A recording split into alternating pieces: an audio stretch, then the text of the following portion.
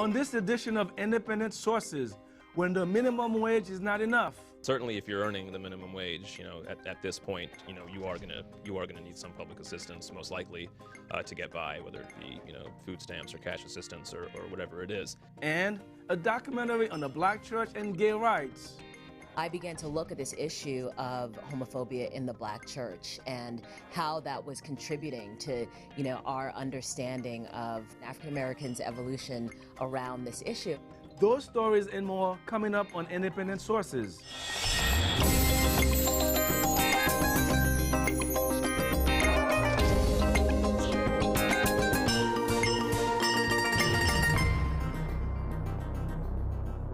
Welcome to Independent Sources, bringing you news from New York's ethnic and immigrant communities. I'm Garry Pierre-Pierre. The debate over raising the minimum wage is raging at the local and federal level. Recently, New York City Controller Scott Stringer proposed that New York City be allowed to set its own pay rate. Then, during his recent State of the Union address, President Obama proposed an increase of the federal minimum wage from $7.25 to $10.10 an hour. That figure represented $1.10 more than what he called for in 2013.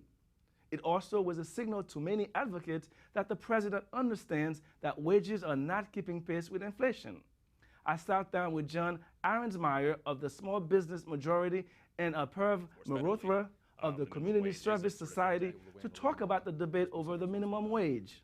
John, why has it been so difficult to get the minimum wage bill approved? Well, the minimum wage was raised in 2007 from $5.40 to $7.25, or at least it was set to raise in increments to $7.25. And then there was a sort of a brief respite, and we had the economic downturn. But in the last couple of years, there's been a move to get it re-increased, and the president mentioned it in his State of the Union last year, and now there's a bill that's been proposed in the Senate by Senator Harkin to raise it to $10.10 an hour. So, we think there's a fair amount of momentum behind that. Why is that important, Perv? Why is the minimum wage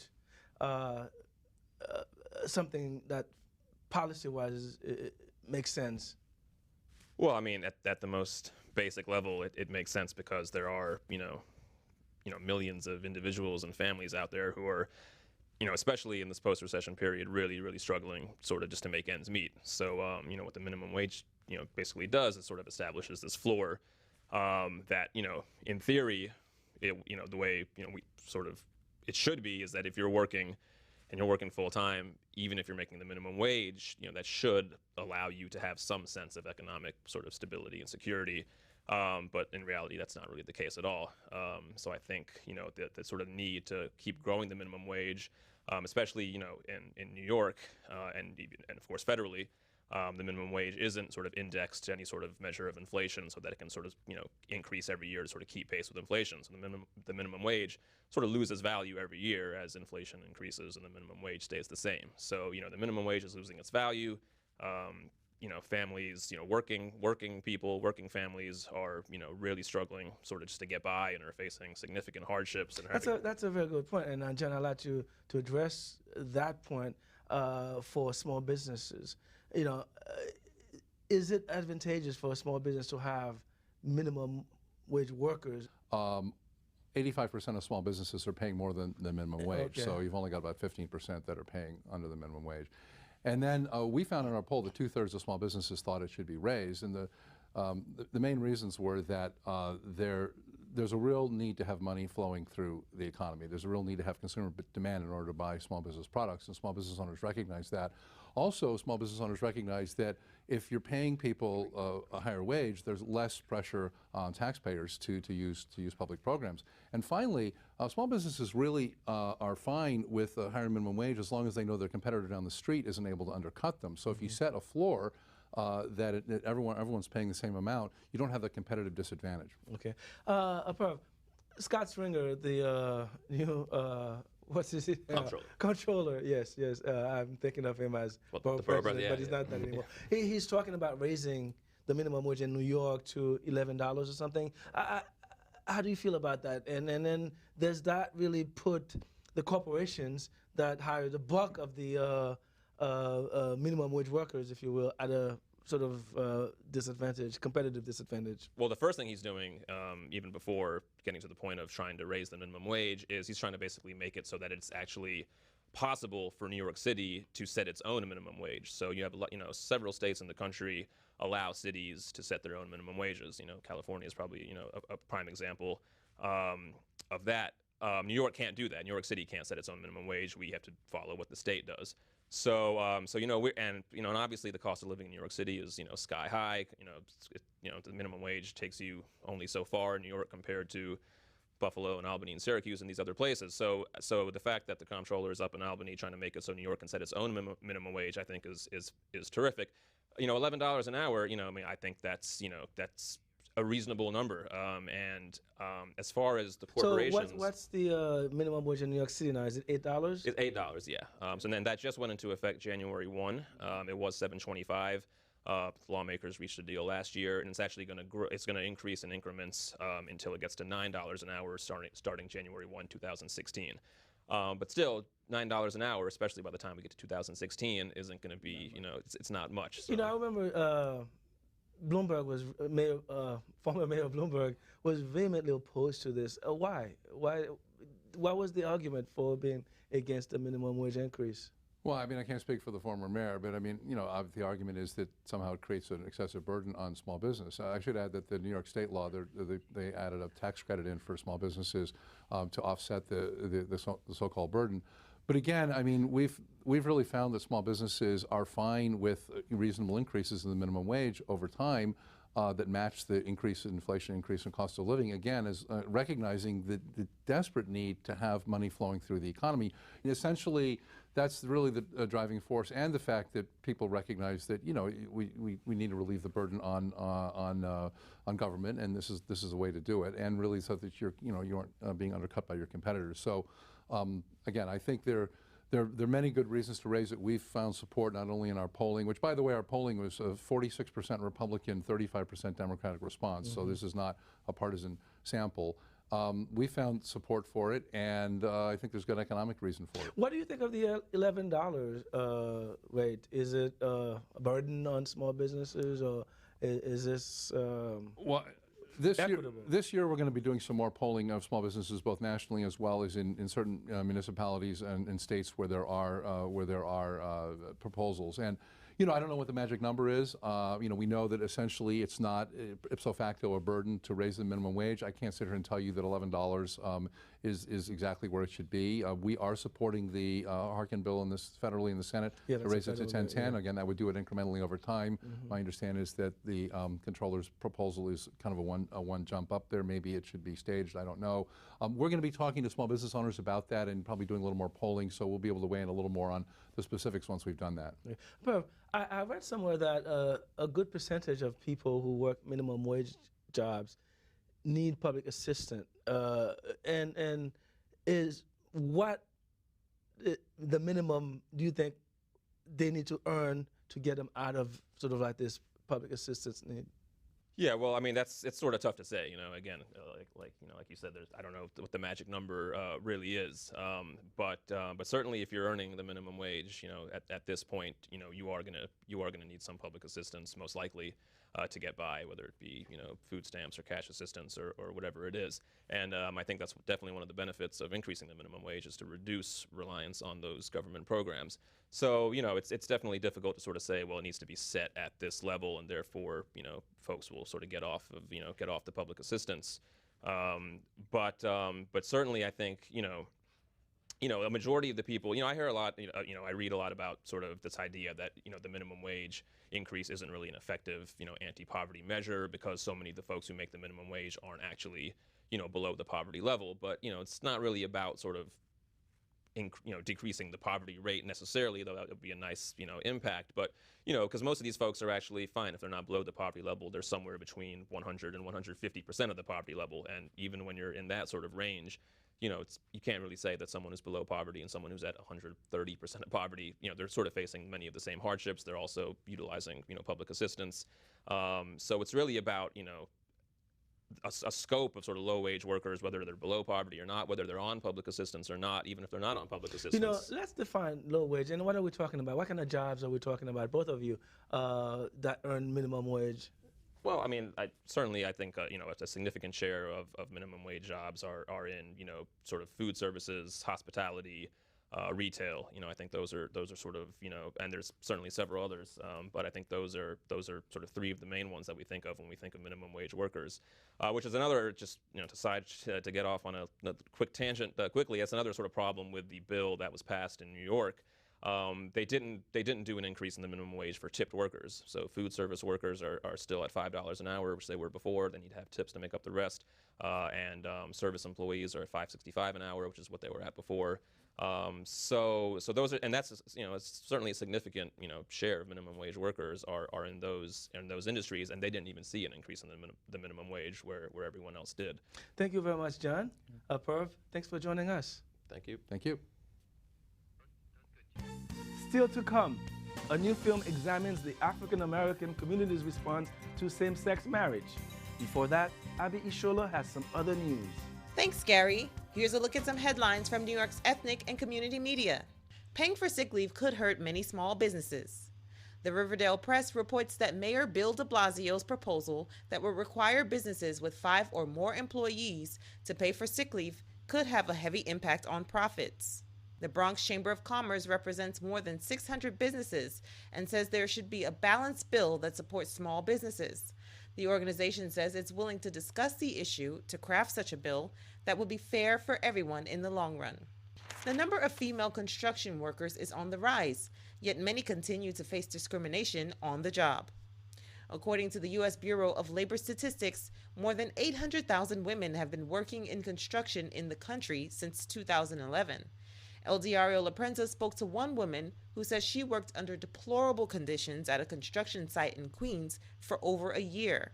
She claimed she worked long shifts, wasn't allowed to use the bathroom freely, and could only drink water on her lunch break. She left the job and joined the Laborers International Union of North America to get training on how to find a job that would respect her rights. A representative from the group said discrimination against women persists, especially within companies that don't have a union. A Korean community organization is demanding an apology from the New York Post because of a recent headline published by the newspaper. The Korean American Parents Association of Greater New York sent a letter to the Post accusing the paper of bullying Asians after the Post ran a story called Lunatics, criticizing Mayor de Blasio's support to make the Lunar New Year an official school holiday. The Korea Times reports that many Koreans found the phrase lunatic to be offensive. And finally, the Jewish Week profiled a man who has fused hipster and Hasid for his food business. Yuda Schloss, owner of a sandwich shop called Hasid Plus Hipster, offers unique sandwiches with Jewish roots and a sprinkle of hipster flavor. For example, his sandwich called Tu Bi Banh Mi is a nod to the Jewish holiday Tu Bi Shvat, for which the tradition is to eat the fruits and grains named in the Torah. He combines the tradition with a Vietnamese pork sandwich using veal instead of pig, which is forbidden from the traditional Jewish diet. The native Brooklynite operates the shop out of his duplex apartment on Eastern Parkway. Those were just a few headlines from New York's ethnic and community media. Independent sources will be back right after this. Thanks for staying tuned. The New Black is a documentary film that tells the story of the historic battle to win marriage equality rights for gay men and lesbians in Maryland. The film also examines how the issue that some have called this generation's civil rights struggle has divided the Black community. Zyphus Lebrun spoke with the film's director, Yoruba Richen, about why she decided to do the film and the role of the Black church in this heated debate. Yoruba Richen, thank you so much for being on the show today. Thank you for having me. Okay, so let's talk about your film. All right, why did you decide to take a look at the role of the Black church when you decided to do this film? Well, I started this film because of what happened the night of the election of Barack Obama in 2008, when Barack Obama was elected president, and at the same time, in California, Proposition 8 was passed, which outlawed the recently won right for gays and lesbians to marry. And it was, you know, a moment of elation for a lot of us, and then a moment of disappointment and anger for a lot of us as well, in both the Black and the gay community. And I was in California at the time, and pretty much starting like immediately the next day, African Americans began to be blamed for its passage, and that was confusing to me and shocking, and again just contributed to this sort of division that was happening within the Black and the LGBT community. And I wanted to find out why. As a documentary filmmaker, that's my first instinct. Why is this happening? And so I began to look at what were the sort of forces that were coming together to propel this myth of Black homophobia that was more, you know, rampant. That homophobia was more rampant in the African American community than in other communities. And I started to follow some characters who were working on this issue, like Sharon, who I think we're going to meet in the clip, who is head of the largest Black LGBT civil rights organization, and is working to not only bridge the gap between the Black and the LGBT community, but to work within our own community around issues of sexuality and around the gay rights issue. And one of her projects was homophobia in the Black church. And that's really, you know, as a filmmaker, you kind of start with this idea, and then as you follow the characters and the story, you hone and focus. And so I began to look at this issue of homophobia in the Black church and how that was contributing to, you know, our understanding of our evolution, African Americans' evolution around this issue, and not just homophobia in the Black church, but as we see in the film, how the Black church sort of generally was dealing with this issue, especially in light of these political changes that had happened, you know, with Barack Obama coming out in support of gay marriage and the NAACP and all these political changes that were happening, you know, during the years that I was filming. We're going to come back to this issue of the role of the Black church and the Black community. But first, like you said, we'll take in a clip from the film to get a sense of what your film's all about, okay? Everyone is going along with the world and saying this is okay. It's not okay. The Bible doesn't change. It stays the same. The world may change, but I'm not willing to change with the world. Let me ask you a question. In the Bible, there's so many things that we can say. Divorce is reprehensible in the Bible. Women are to be seen and not heard. Black people are supposed to be slaves. All of that's in the Bible. I cannot take God out of my equation. I cannot. Well, I'm not telling you to take it out of your equation. I cannot take it out of my conversation because God do not make lesbians. When there's genders. There's genders. Gender identity and sexual orientation is two different issues. Yeah, but genders, I'm going to tell you how they may become like that. Let me finish, because I certainly did not interrupt you. We have the right to agree to disagree. Yes, okay, go ahead. But let me finish. You're right. So Yoruba, this exchange between these two ladies at the dinner table, first off, was this a Thanksgiving dinner or? No, it was actually a dinner for Sharon's husband's retirement. It was a barbecue. I see. Now, how is this, if you will, a microcosm reflective of the general conversation that you found was happening in the African American community? Yeah, that's what I love about this scene, and there's obviously more to the scene as well, where you hear different conversations. But I thought that it really reflected how our community was grappling with the issue, and you know, in a complex, from a personal way, from a religious way, and really showed, you know, the differences. We also have a scene where the men are talking about it, and, you know, talking about issues of masculinity and sexuality. So I just think that, you know, a lot of times as African Americans, we don't get to see the diversity within our own community, and I love that that's what this scene showed, and that it's not simplistic. Right. Now, the other thing that I wanted to ask was this whole idea of, you know, I've been asking you a little bit about African Americans specifically. Now, you know, when people speak of African Americans, they think of everybody under that umbrella, whether you might be African, whether you might be Caribbean, and so forth. In your reporting and your documenting of this, did you find that, if this was something you found at all, did you find that it may have varied amongst various like black communities, if you will, under the broad umbrella? Certainly. I mean, it varies amongst all Americans, you know, and it certainly varies in our community as well. You know, as a filmmaker, I have to tell the story that I'm telling. So though I'm happy I'm able to show, you know, diversity within the community, I do have to focus on what the story is and who the characters are. But certainly, I think you see, like within the churches that we, you know, we follow this gay marriage ballot initiative in Maryland, and the people on the other side of it is led by a black minister, you know, and I tell his story and we follow him as well. So we are, you know, showing the film shows the diversity within, you know, within the community. I think that represents what's happening, you know, not just in the black community, but in this country as a whole. Mm-hmm. Now, for those of us who may not know, what is the significance of the black church in the African American community? Sure. You know, I think that even for those of us who aren't necessarily religious, I didn't necessarily grow up religious, but the black church as the sort of foundation of the civil rights movement in our country cannot be denied, as the refuge from, you know, from racism and from what we had to deal with in this country. It holds a moral sway that is still, you know, relevant to this day. So that's what I think is important to understand. Even though, you know, we're in Muslim communities and Catholics and all kinds of, you know, different denominations, the sort of traditional black church still has that moral sway among us, and as the repository for the civil rights movement. And so I looked at that because here was this new movement that it was grappling with, coming into conflict with, trying to figure out how to work together.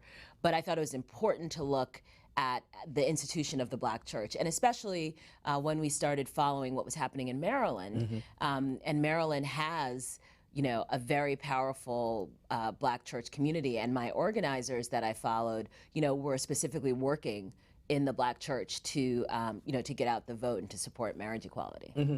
Now, you mentioned something very fascinating. This whole idea of a lot of the conversation has equated the gay rights movement with the civil rights movement.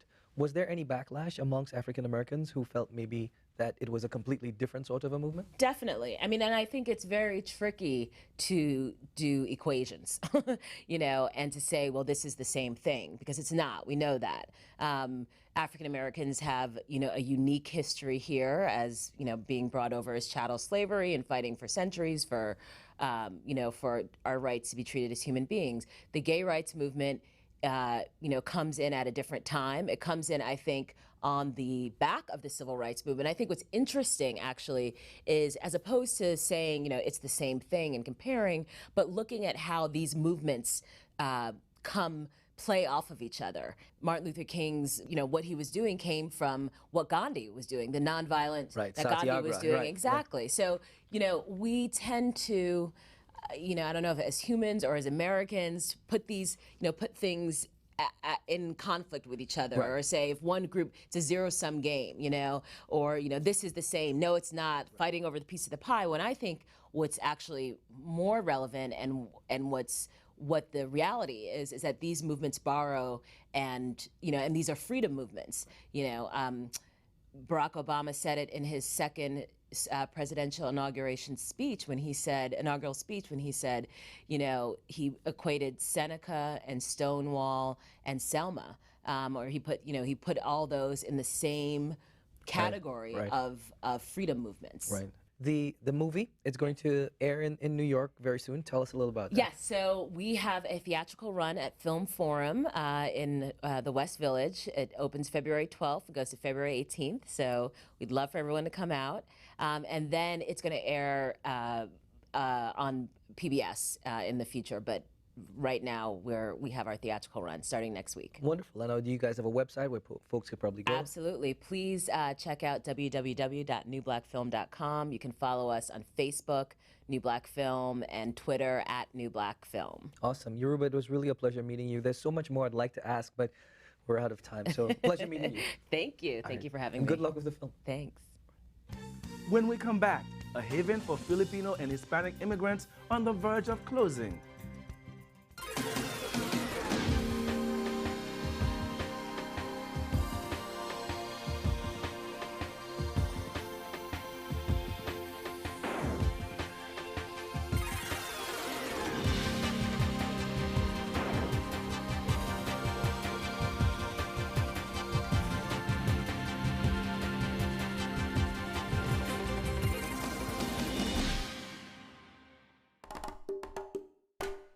Finally from us, community members of Woodside, Queens are on the verge of saying goodbye to the Bayanihan Filipino Community Center.